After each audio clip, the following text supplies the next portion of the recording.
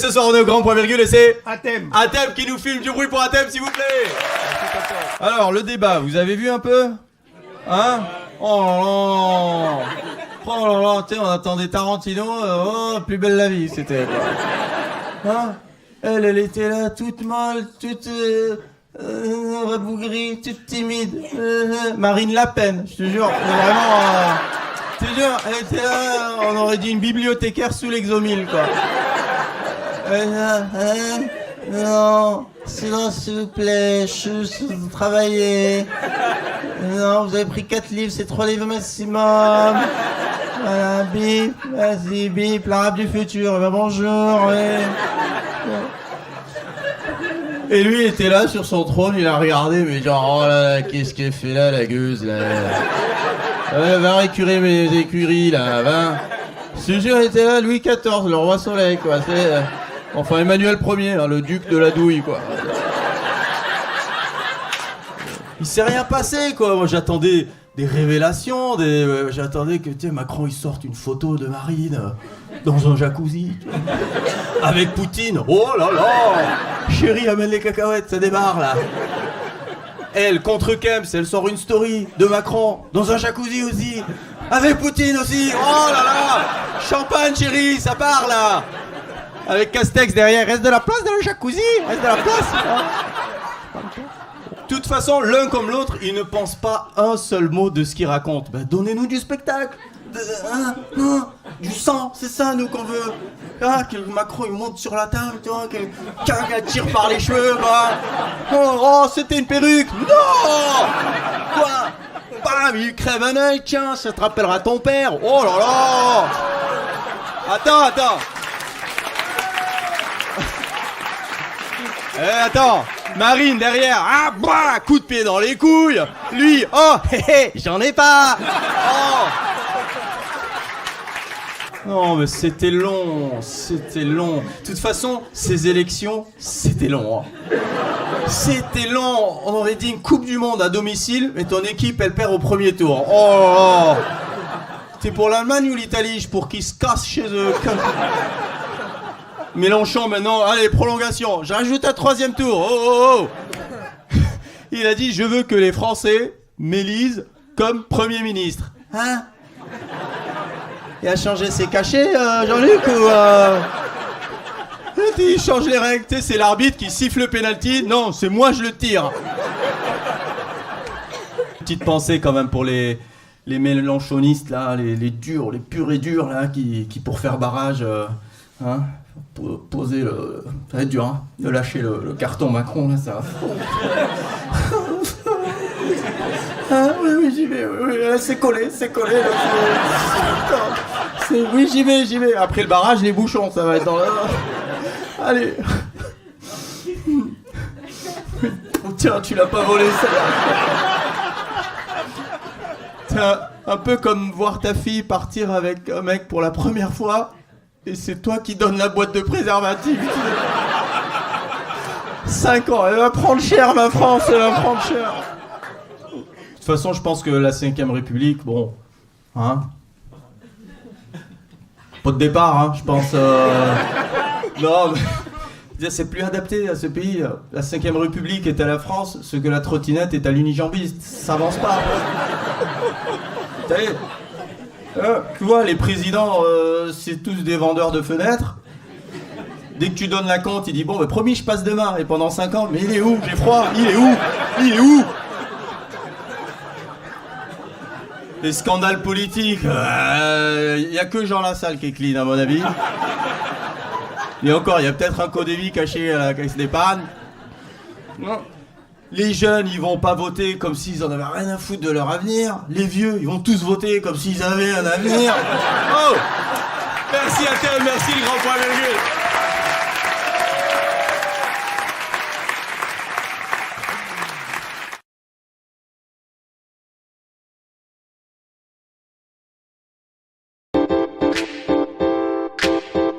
Ce soir, je voulais vous parler des violences conjugales. T'es sûr? Il y a une bonne ambiance là. Non, c'est ma femme qui m'a dit les violences conjugales ont encore augmenté, ce serait bien d'en parler. Donc moi je lui dis, t'es sûr, il y a une bonne ambiance là. Demander à un humoriste, qui plus est masculin, de faire des blagues sur les violences conjugales, c'est comme prendre un traiteur charcutier à un mariage musulman. C'est pas win-win, tu vois. Sur Google, il n'y aura pas 5 étoiles, je te le dis. Tiens. Et elle me dit, non mais grâce aux blagues, tu peux faire passer des messages. Je dis, ouais mais grâce aux blagues, je peux avoir des emmerdes aussi. Et là, elle m'encourage, et comme c'est un sujet qui me tient à cœur, je me dis, allez, vas-y, je commence à gratter un peu. Je lui fais 2-3 blagues sur les violences conjugales, comme ça, pour tester. Et du coup, je vais vous parler du Black Friday. Hein.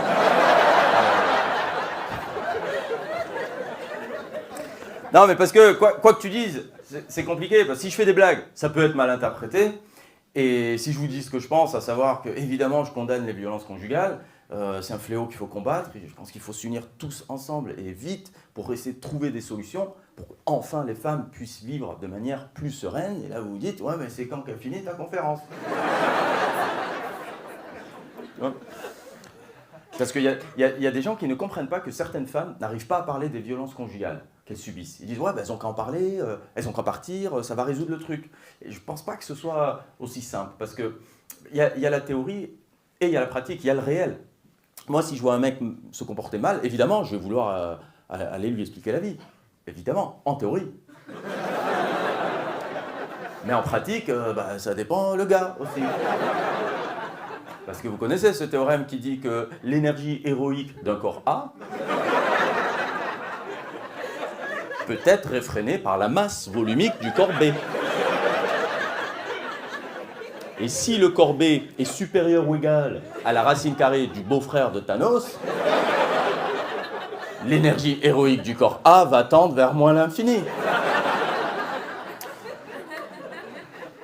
Alors, pour ceux qui sont nuls en maths, grosso modo, ça veut dire que mon sport de combat, c'est le yoga.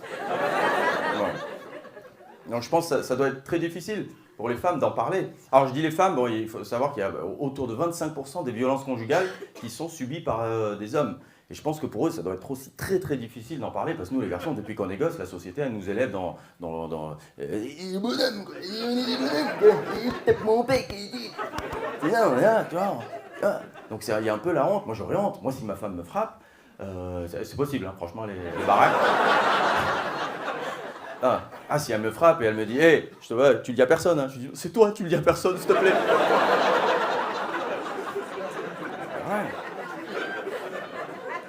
C'est vrai que nous, les garçons, on est élevés comme ça. Faut être un mec, faut pas être fragile, faut pas pleurer, faut pas pleurer. Moi, je m'autorise à pleurer que depuis quelques années, là. Et je kiffe. Non, mais ça vide, ça fait du bien, quoi. Avant, je pleurais pas. Les films, Titanic, j'avais pas pleuré. Le bouffon, j'ai pas pleuré. Tu sais, j'étais là, ouais, t'as qu'à monter sur le radeau. Oh là là, mais ta gueule, chiale. L'eau, elle est à -4, l'autre, il est là, l'autre, le radeau, chiale, quoi. Bon. Après, bon, c'est vrai aussi que, bon, le radeau, tu dis, peut-être la place pour deux, quoi, aussi, tu vois. Pousse-toi, Janine, quoi. Enfin, je sais pas. Tu vois. Et maintenant, je chiale, maintenant, je prends des films que pour pleurer, quoi. Ça me fait du bien, je m'aide à, je pleure, je sens que je pleure trop, maintenant, devant les films. Même ma femme, elle pas, mais qu'est-ce que t'as chialé encore, toi? C'est quoi, ce film? Moi, je me dis, mais c'est Fast and Furious 9, là! C'est le moment où il raye la bagnole, putain, le bâtard! Pourquoi tu fais ça? Bon, j'exagère, évidemment, mais je pense que il faut aller vers là, en termes d'éducation. Il faut éduquer les garçons en leur apprenant à accepter, voire à pousser leur part de féminité. Et je pense que comme ça, plus tard, ils résoudront leurs problèmes, leur colère, leur frustration, autrement que par la violence. Et là, peut-être qu'on ira vers une société un peu plus harmonieuse entre les femmes et les hommes. Et c'est ainsi que s'achève ce Grenelle de l'éducation. Cette semaine, on est au République et c'est... Graziella qui nous filme, du bruit pour Graziella, s'il vous plaît. Alors ce soir, je voulais vous parler d'un sujet plutôt léger, le déclin de la France. On va faire ça en plusieurs chapitres, 48 chapitres à peu près, c'est pas de ma faute. Premier chapitre, la santé. La santé, ça va plus. J'appelle mon ophtalmo pour un rendez-vous, il me sort la date, et je lui dis, attendez, je vais d'abord aller chez l'ORL parce que j'entends vraiment n'importe quoi là. L'ORL, il m'envoie le rendez-vous par texto, il dit bon, faut vraiment que j'aille chez l'ophtalmo, c'est pas possible là. Et vous avez essayé de prendre un rendez-vous chez le dermato? T'as plus de chances de croiser Jésus, je te jure. Les seuls qui prennent encore des nouveaux patients, c'est les marabouts, c'est tout. T'as de l'eczéma? Bah mets du scotch, tonton. Chapitre 2, l'école. Bon, l'école, hein, on est au courant. Hein. Les bas salaires, les absences, Parcoursup, Papendiaï. Alors s'il y en a qui connaissent pas Papendiaï, continuez, franchement vous avez de la chance. Papendiaï est à l'éducation nationale ce que le tournevis est au clou. C'est inutile, là. T'arriveras à rien. Donc là, il y a de moins en moins de profs. Du coup, pour le concours, pour recruter, ils vont baisser le niveau. Si bien qu'à un moment, ton gosse va rentrer de l'école, tu vas dire « Alors, vous avez fait quoi aujourd'hui ?»« Bah, aujourd'hui, on a pris la table de 2. »« De quoi ?»« Et tu sais déjà, ça ?»« Non, nous, on sait. On l'a pris au prof, en fait. »« Ah ouais ? Ah bon ? Ah bah ouais. Hein. Ah, c'est une quiche, hein. Hier, je lui ai dit « Victor Hugo, tu connais ?» Il me dit « Ouais, c'est sur la ligne 13. Il dit « Bah non, c'est la 9 en plus, c'est imbécile. » Ah, c'est un abruti, c'est terrible. Pour lui, Tech, Took, Taken, c'est une trilogie avec Liam Neeson. T'imagines le délire? Non, mais rigole pas, papa, hein, parce que quand tu dois passer le bac et que ton prof passe le brevet, c'est chaud, quoi. Chapitre 3, le travail. Alors, apparemment, il y a une baisse du chômage, selon le gouvernement. Donc, une source sûre. Ils disent le chômage baisse, il y a une pénurie dans la restauration, l'école, l'hôtellerie, les transports, l'hôpital, la crèche, l'agriculture, les vétérinaires, le bâtiment, j'arrête, j'ai plus de batterie. Mais ils font quoi tous ces gens en fait? Si tout le monde devient influenceur, il n'y aura plus personne à influencer dans ce pays. Hein. Chapitre 4, la politique. Chapitre 5, parce que là, ouais. Bah, regardez mes vidéos, il y a tout. Chapitre 5, 6, 7, 8, 9 et 10, l'administration française. Oh, t'as vu le temps pour refaire une carte d'identité? C'est le temps de gestation d'un bébé girafe. C'est un peu long quand même. Et déjà, moi, à la base, la question que je me pose, c'est pourquoi une carte d'identité, ça périme? C'est pas du lait. Vos papiers, s'il vous plaît. Waouh! Complètement périmé, cette carte-là.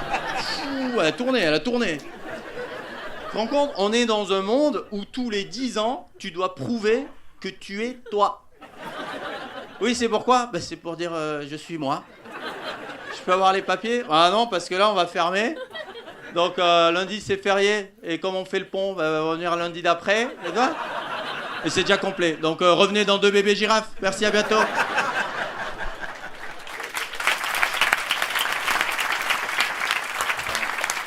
Et alors pour finir, messieurs, dames, il faut savoir que l'évolution de la courbe de la situation socio-économique de la France, on s'accroche, est inversement proportionnelle à celle des milliardaires.